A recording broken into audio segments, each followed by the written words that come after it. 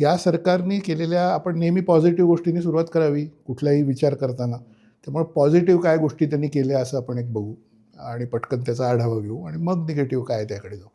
Positive असं झालं की बघा की गेल्या 3-4-5 वर्षात, म्हणजे मागचं 1 वर्ष सोडा, त्याच्या आधीचे 3-4-5 वर्षात एक तर कोविड आहे, नवीन विकासाची कामांची कॉन्ट्रॅक्ट्स आहेत, त्याच्याबद्दल बरेच आक्षेप होते की ही कॉन्ट्रॅक्ट्स काय, कशी आहेत वगैरे वगैरे, आणि बाकीच्या काही गोष्टी आहेत. तर त्यामध्ये या सरकारने एक पॉझिटिव्ह 2-3 पावलं टाकली असं आपल्याला मागचं 1 वर्ष बघताना म्हणावं लागेल, म्हणता येईल. ते असं की सगळी मागची काही कॉन्ट्रॅक्ट्स तुम्ही बघा की मुंबईमधल्या इन्फ्रास्ट्रक्चरची असतील, महामार्गांची असतील, त्याची काही उदाहरणं आहेत, सगळ्यामध्ये आपण जायला नको, तेवढा वेळ नाही. पण त्याच्यामध्ये एक ऑडिट किंवा असेसमेंट्स या सरकारने केली आणि बऱ्याच ठिकाणी कॉन्ट्रॅक्ट्सचा खर्च कमी केला. म्हणजे तुम्ही मुंबईतल्या भुयारी मार्गांचं बघा, ठाणे ते बोरिवली असा जो भुयारी मार्ग किंवा रस्ता जो काही त्याचं प्रपोजल आहे त्याचं बघा, अनेक महामार्गांची कामं बघा, धरणांची कामं बघा, त्याच्यामध्ये जे काही ऑडिट झालं आहे गेल्या 1 वर्षात, ती एक पॉझिटिव्ह गोष्ट आहे की एवढा खर्च या प्रकल्पांवर मंजूर झाला होता आणि तो राज्याची आर्थिक स्थिती ऑलरेडी वाईट असताना, आत्ताच वाईट असताना, तो आणखी खर्च आपण कशाला काढावा, असा जो काही विषय होता त्याच्यामध्ये मला वाटतं देवेंद्र फडणवीस सरकारने एक पॉझिटिव्ह पाऊल टाकून सगळं ऑडिट करून बरेचसे प्रकल्पांवरची कात्री लावलेली आहे. आणि तो एक म्हणजे काही प्रमाणात कॉन्ट्रॅक्टर्स जे असतात, कंत्राटदार असतात, त्यांना धक्का असं असू शकतं की त्याच्याशी संबंधित आधीची जी काही माणसं होती पॉलिटिकल क्षेत्रातली, आमदार असतील, बाकी कोणी असतील, त्यांना पण एक प्रकारे धक्का असं असू शकतं. पण जनतेच्या दृष्टीने तो एक पॉझिटिव्ह निर्णय आहे. पुढचा एक चांगली झालेली गोष्ट गेल्या काही दिवसात, ज्याची बातमी आता लवकरच येईल, अजून जनतेला किती माहिती आहे मला कल्पना नाही, ती अशी की महाराष्ट्रातलं वीज वितरण हे अत्यंत महत्त्वाचा विषय आहे. तुम्ही ग्रामीण भागात असाल, शहरी भागात असाल, कुठेही असाल, महाराष्ट्राच्या वीज वितरण आणि वीज निर्मितीमध्ये काही पॉझिटिव्ह निर्णय या सरकारने घेतले. त्याच्यामध्ये एक निर्णय सौर ऊर्जा प्रकल्पांना खूप मोठ्या प्रमाणावर मराठवाडा, विदर्भ आणि या सगळ्या भागामध्ये, विशेषतः जिथे जमीन खूप अवेलेबल आहे, जिथे तुम्हाला सोलर पॅनल लावता येतील आणि जिथे वीज निर्मिती करता येईल, त्याच्यामध्ये प्रायव्हेट सेक्टरला आणून मोठी गुंतवणूक आणि वितरणाच्या बाबतीत जी डिस्कॉम आहे, महाराष्ट्र डिस्ट्रीब्युशन, विजेचं डिस्ट्रीब्युशन करणारी कंपनी जी आहे, त्याच्यामध्ये 75,000 कोटी रुपयाचे थकीत आहे. ते विशेषतः ॲग्रिकल्चर सेक्टरकडून आहे. शेतीमधून बिलं थकवली गेली आहेत किंवा हे झालेले आहेत, त्याचे 75,000 कोटी. तर महाराष्ट्र सरकारने त्याची वेगळी कंपनी करण्याचा निर्णय आता घेतला आहे. तर अशी एक पॉझिटिव्ह स्टेप अलीकडे झालेली आहे. म्हणजे त्याचा एक दूरगामी परिणाम होईल असं आपल्याला वाटतं. 90,000 कोटी रुपयाचं टोटल डेट असताना त्यांनी आता तो निर्णय घेतला आहे. ते 75,000 कोटीचं ते बॅलन्स शीटमधनं दूर होईल आणि त्याच्यामुळे एक बॅलन्स येईल. म्हणजे एक पॉझिटिव्ह चित्र दिसेल की शहरी ग्राहक जो किंवा ग्रामीण ग्राहकसुद्धा जो विजेचं बिल वेळेत भरतो आहे वगैरे, त्याला एक तो रिलीफ होईल. आणि त्याच्यानंतर पुढची स्टेप ते IPO काढायचा विचार करतायत किंवा तशी घोषणा करणार आहेत.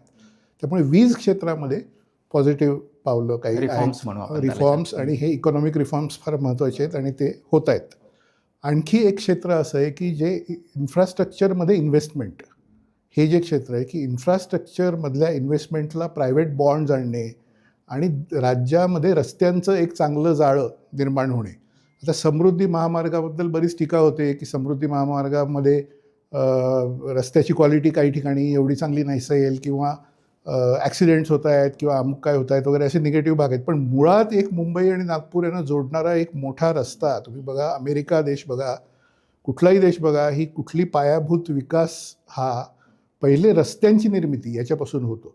आणि त्याच्यामध्ये लँड ॲक्विजिशन हा जो एक सगळ्यात मोठा प्रॉब्लेम असतो की जमीन ताब्यात घेणे आणि त्याच्यासाठी मोबदला देणे आणि लोकांना कन्व्हिन्स करणे की या प्रकल्पाला तुम्ही तुमची जमीन द्या, कारण शेतकरी असतात, बाकीचे जमीन मालक असतात.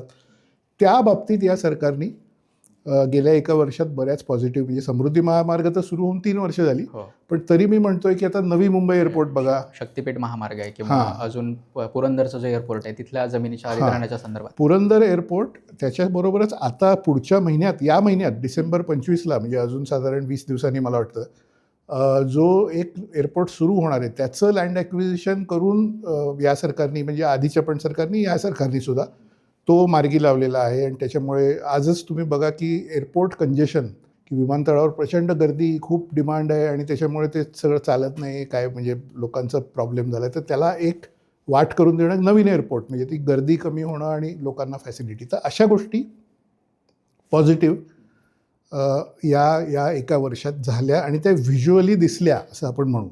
या पॉझिटिव्ह गोष्टी आहेत.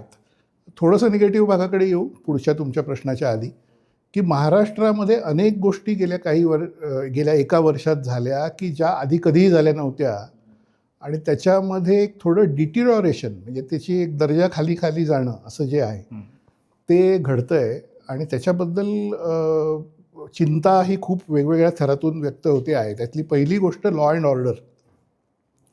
गेल्या आठवड्यामध्ये संतोष देशमुख यांच्या हत्येला 1 वर्ष पूर्ण झालं आणि त्याच्याबद्दल मीडियाने खूप काही चर्चा वगैरे केली, काही सुरू आहे. पण इतका भयानक प्रकार महाराष्ट्रामध्ये 1 वर्षापूर्वी झाला, मराठवाड्यामध्ये झाला, बीड जिल्ह्यामध्ये झाला आणि त्याच्यातून एक एक्सपोज असं झालं की आपण कुठलाही एक जिल्हा, एक रिजन, म्हणजे मराठवाडा रिजन, विदर्भ रिजन असं आपण म्हणतो, म्हणजे विभाग, त्याला आपण ब्लेम करायचं असं नाही आहे.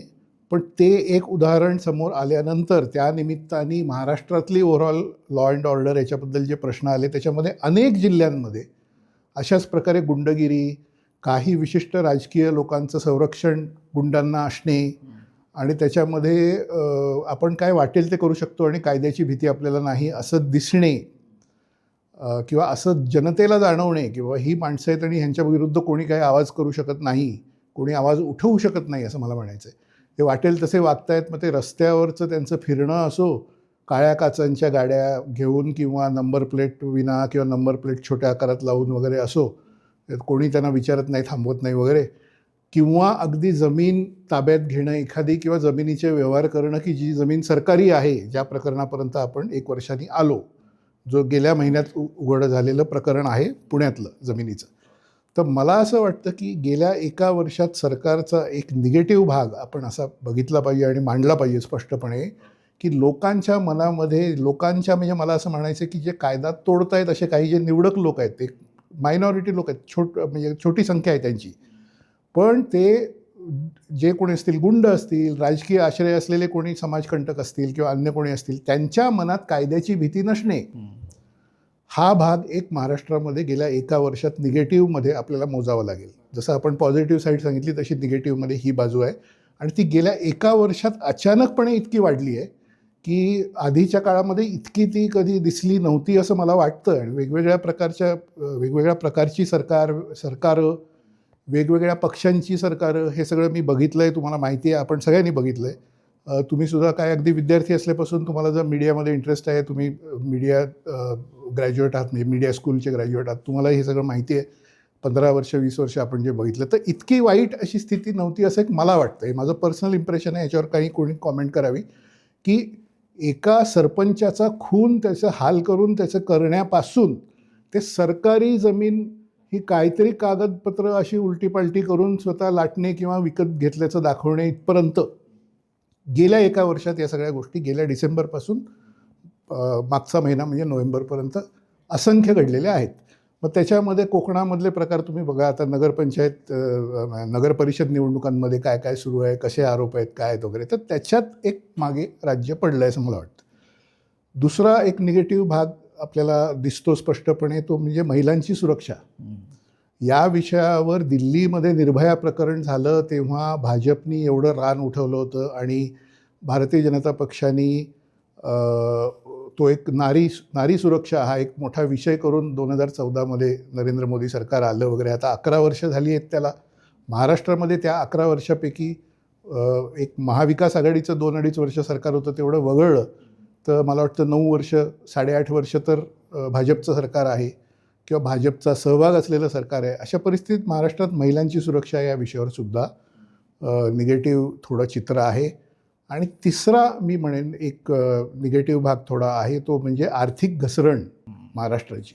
मगाशी आपण उल्लेख केला त्याप्रमाणे आर्थिक शिस्त लावण्याचा प्रयत्न वगैरे हे सगळं कितीही असलं तरी महाराष्ट्रामध्ये ज्या प्रकारे तुम्ही आमदार बघा, खासदार बघा किंवा बाकी बघा, त्यांना जाहीरपणे सत्तेतल्या पक्षात असताना सुद्धा म्हणावं लागतं की माझ्या खात्याला काही निधीच मिळत नाही आहे, असा निधी मिळत नसेल तर मी त्यापेक्षा घरी बसतो, मला मंत्रिपदाचा काय उपयोग आहे वगैरे वगैरे. तर हे कशामुळे झालं आहे, तर आर्थिक शिस्त ही महाराष्ट्राची एक लोकप्रिय योजना यांच्यामध्ये जो काही पैसा दिला जातो आहे किंवा जे काही केलं जातं आहे त्याच्यामध्ये जो निधी जो आहे तो बरोबर वापरला जातो आहे की नाही याच्याबद्दल बरेच प्रश्न आहेत.